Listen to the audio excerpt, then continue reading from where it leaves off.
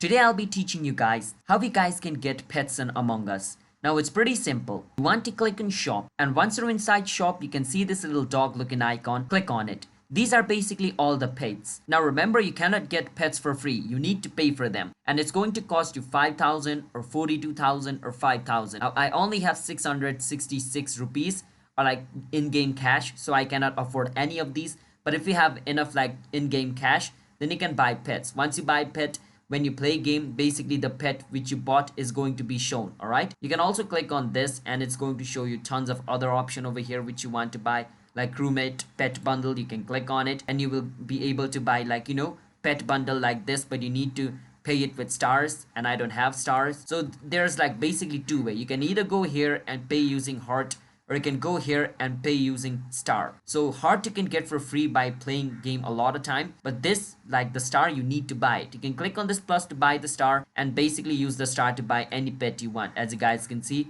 there are tons of pet you can buy. Like all of this option over here are basically pet. So I hope you understand. Hit the subscribe to our channel one step for future videos like this. I'll see you guys next time.